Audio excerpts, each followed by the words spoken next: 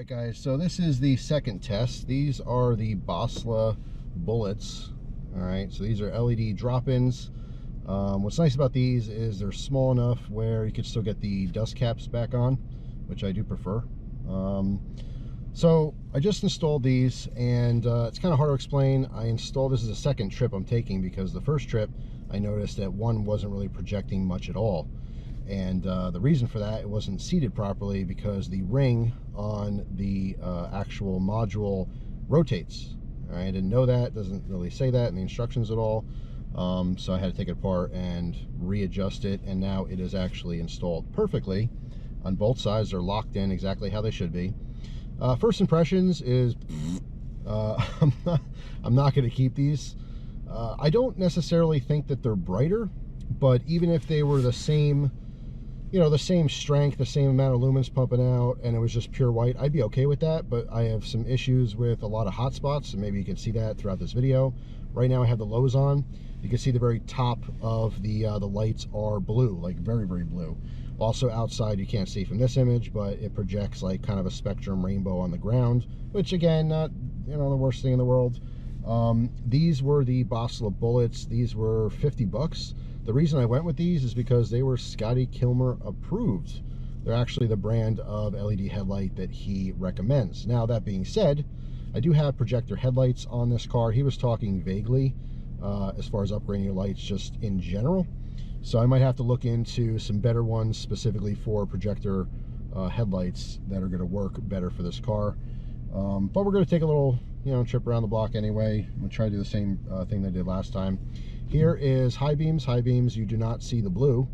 It's much brighter, I think, than the stock high beams. But, with all the artifacts and stuff, it's just not worth it. And I don't drive with high beams very often as it is. So we're going to put these back in low, and we're going to take a trip around the block. Like I said, I don't know if you're going to be able to see the hot spots that I do, but like in front of the car, there's kind of a shadow, like a box shadow that's probably, I don't know, 5 feet or so, directly in front of the front grille. Like even here, I don't know, again, what you guys are seeing. I have you mounted like I did last time with the GoPro. But to me, I'm just getting blue, just a line of blue on the snow pile down there.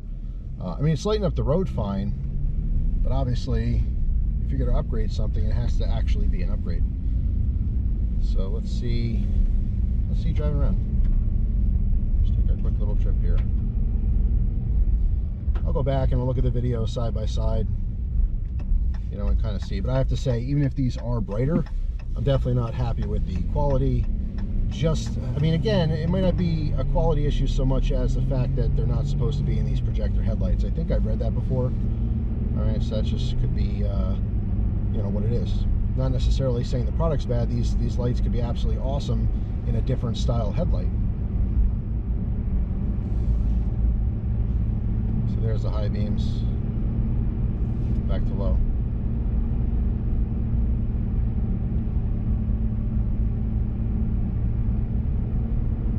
I could see fine. I could see down the road and everything, but I'm kind of getting the vibe that it's the same as the halogens, only maybe a more pure white. But with that comes the blue.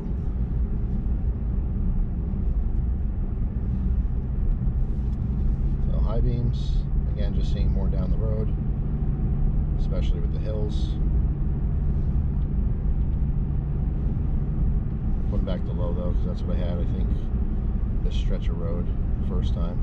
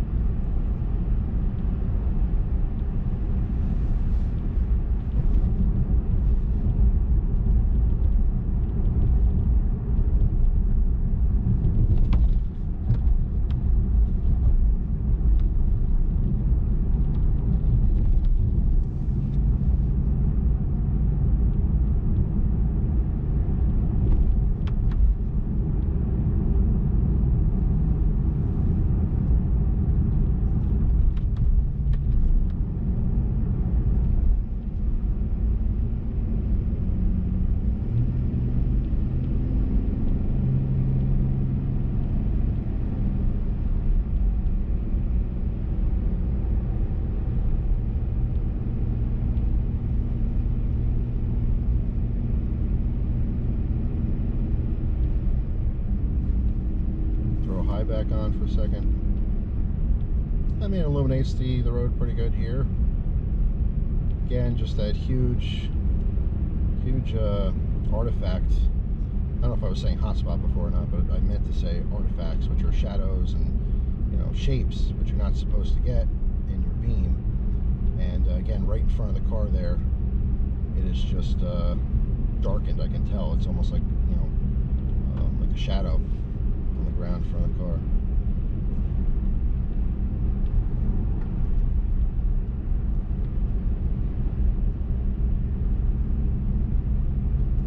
Put the lows back on.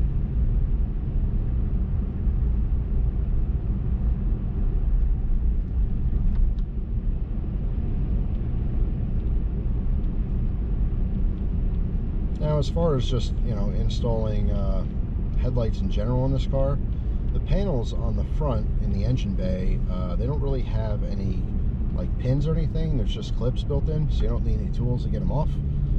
That's pretty cool. That makes it pretty easy. And then there's the dust caps you pop off. That's fairly simple. The issue is when you're looking at it, it looks like it's right there. You can just grab it, but it's placed in just such a position. And there's a bar that goes across that I just have a very difficult time in actually getting them in. So it took a good 25 minutes to get these in and in properly, because you can't use your thumb.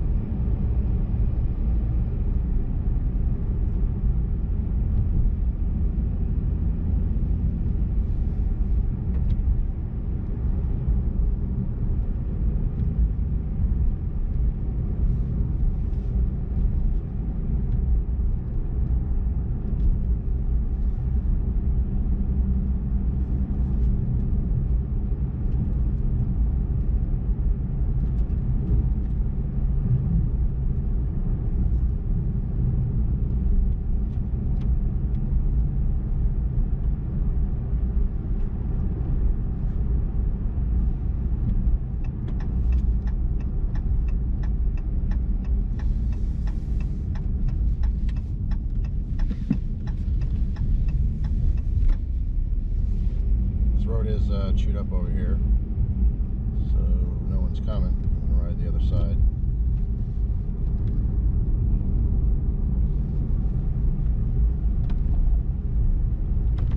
That's what I wanted to do last time, but there was a car coming. So we're gonna go back to the same spot as the other video and check out the wall, then check out that other parking lot with the hill.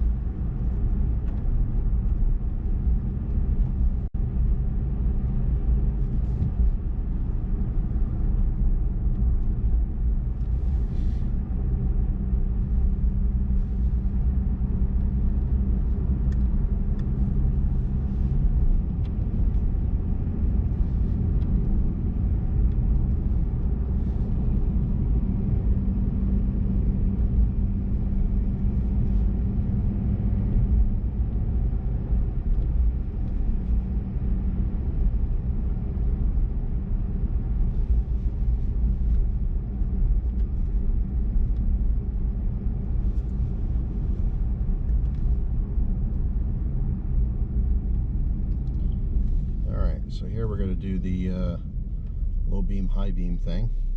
So there's low, there's high. I feel like I can see into the woods more. So maybe on high, it is projecting more light. I mean, keep in mind, these are 50 bucks. You know, a good set of LED headlights could be a couple $100. But again, the whole idea that these have projection lenses, that could be, you know, where this is going wrong here. So maybe LEDs just aren't the answer. I don't know. But actually, since no one's around here, I'm gonna have a little fun.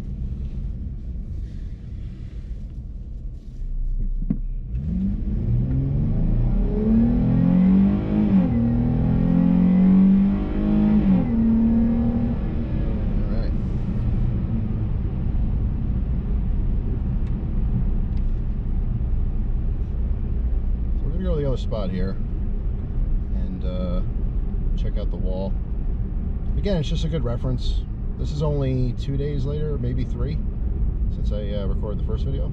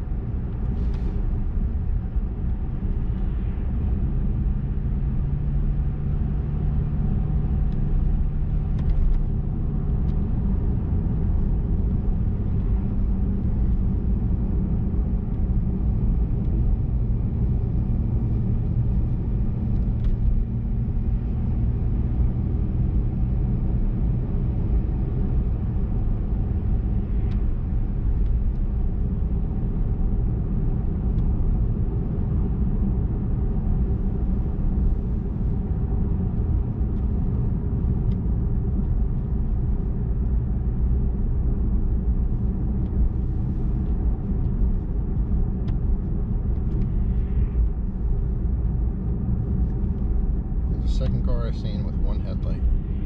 It's Pennsylvania for you. All the potholes and stuff,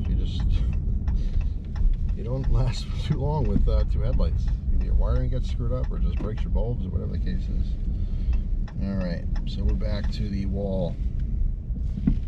The test wall. So here it is. Now again, you can see that blue line that's right on top.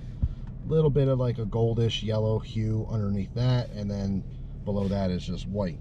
So here's the high beams. Again, the blue disappears. Obviously it's projecting the light higher.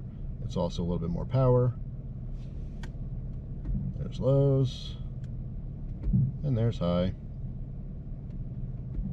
So let's go to that last spot here real quick, and then we will draw a conclusion, which I already have, by the way. I already have my conclusion. I'm sure you guys know what it is.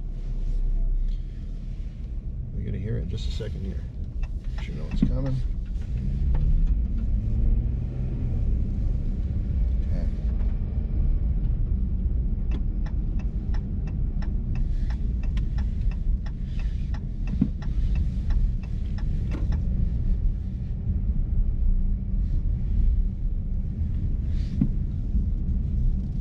So, same as before.